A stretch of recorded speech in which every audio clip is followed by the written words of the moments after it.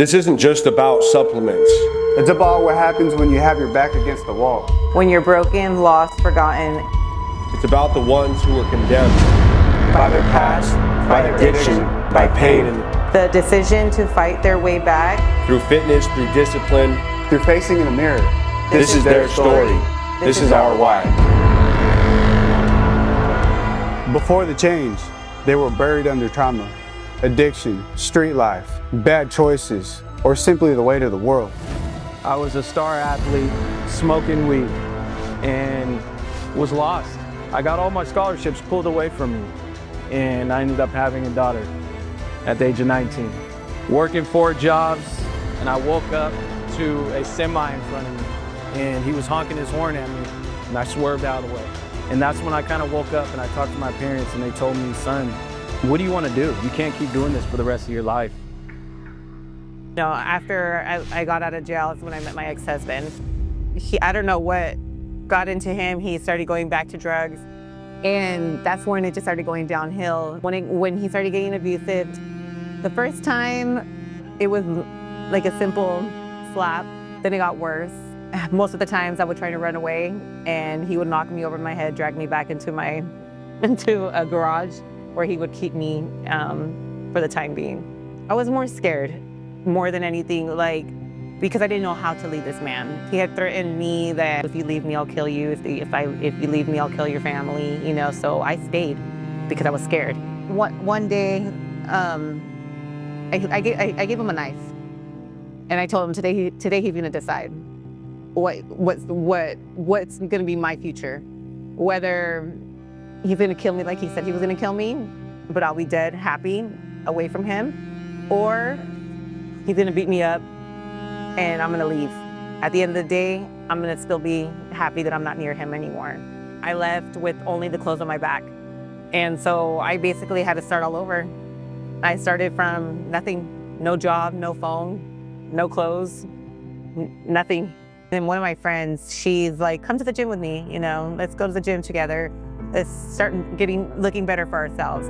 And to me, it all started like that. In reality, the gym was really my escape. Every time I would get mad or think about the trauma that I went through, I just went there and lifted some weights. It just feels like, it just goes away. I feel sane. Growing up in the neighborhood, growing up around gangs, bloodline of alcoholics. I was always that kid, anger problems, wasn't gonna listen. They asked me if I wanted to get jumped in, I got put on. I got 11 stitches in my lip that same night. When I was in the hospital, I got a phone call, and the same homie that jumped me in was unfortunately shot and killed about 2 hours after I left. And that was like my welcome to the gang life moment. And you would have thought it would have woke me up, but it didn't. It made me worse. I was angry, I was young. It was my first friend that I've ever lost to gun violence, and it just turned me into an animal. So I put all my pain into the wrong things. I was drinking more, smoking more, jumping other individuals into the gang, ruining their life. And for years, that was my cycle of my living. And then when I turned 24, I had one more time I crashed my car, man, and that was my wake up moment. That's when I woke up. I told myself I don't want to do this no more. I'm tired of disappointing myself, disappointing my family. So I made that change. And the moment I made the change, my life changed for the better. I got the best relationship with my family. I found my lady. And most importantly, I found myself. Now, when I first felt condemned, man, it started at a very young age. Just started at school, and I started realizing that I didn't have a normal childhood. I started looking around and realizing that all my friends, that their parents actually had a family and shit. And my parents were never together. As a matter of fact, my dad didn't even know I existed till I was like 5 years old. But fast forward to my teenage years, man, all my family, it was that gang life, bro, that gang background. And I kind of just fell into it, man. I just started running the streets, in and out of juvenile hall and shit. And at the age of 18, that's when I caught my attempted murder case. I started fighting a 25-year to life sentence. And, I thought I was done for. I thought it was a wrap, bro. And, it was tough, growing up in an environment where you were led to just destruction, and the only thing that you knew was destruction. It made me feel lost, hopeless. And I just had to come to myself and just be like, bro, we got to get this shit together, because if you don't get it right, the next mission you go on, you could just end up in here for the rest of your life.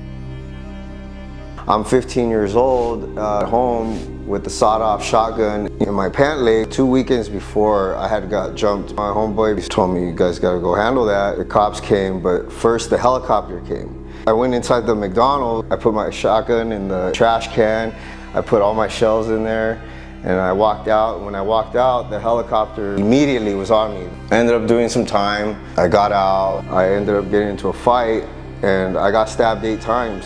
Little Rigo, he tried running up on me and he tried to hug me, and I had to stop him. I was like, hey, hold up. When I explained that to him, he asked me, he's like, Dad, why would anybody want to kill you? You know what, I'm done. I cut all the bad out.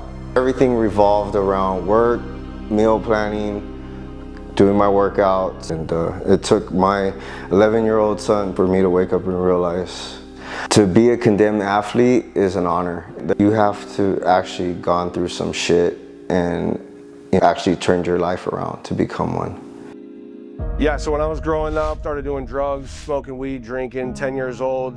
That led me to the age of 18, looking at about 70-something years. I didn't have a way out. This is all I knew, was living in the streets, getting high, doing drugs, committing crime, high-speed chases, robberies, and I knew that I wanted more, and I would always have a feeling like, when is this gonna be done? Like, when is enough gonna be enough? And you know, like, it's hard when you're in that scene and you have everything going good for you, right? Like, you have all the drugs, you're doing better than most in that situation, right? Like a sense of power in the street life. And long story short, I was in a motel room for about 3 weeks, and I got an anonymous call one night from a detox center, and they asked me if I wanted to change my life. I didn't know how I was gonna get it done.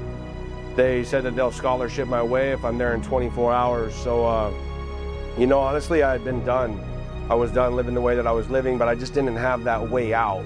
And that's what they gave me, was a way out. So I left everything I had. I got there in 24 hours, and you know, it was a battle, man. In and out of the hospital during detox. I was kicking about 6 to 10 grams of fentanyl a day, and it was a roller coaster, man. I was in full hallucinations. I ended up graduating that detox, put myself through 3 more rehabs, and then a year in sober living. And then I decided I wanted to get into online coaching and help other men across the country, across the world, change their life through health, fitness, mindset development, eliminating devices, whatever they're struggling with. So basically my message is that all you gotta do is you gotta want it, and you gotta turn your life around, man, and do whatever it takes. Everyone reaches that moment. You either stay condemned, claw your way out. For them, the change started inside.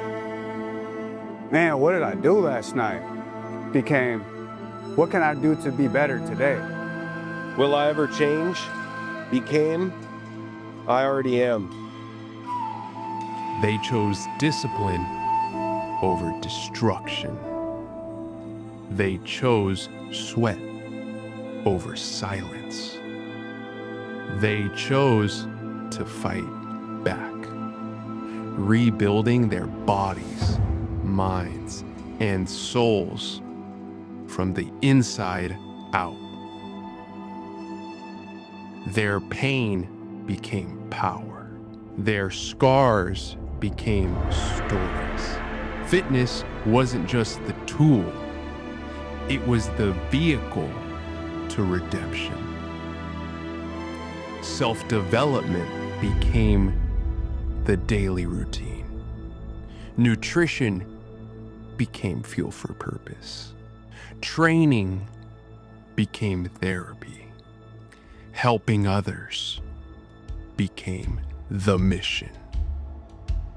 The hustle's the same, only the reason is different.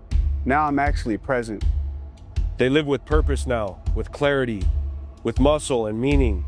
This is what Condemned Labz is about. Not perfection, not filters, but the raw, unfiltered truth about transformation. For those who were written off, For those who shouldn't have made it. For those who use fitness to take their life back. you were once condemned, now lead. This is your story. This is our fuel. We're looking for the next Condemned Labz sponsored athlete. Not perfect, not polished, just real. Apply now.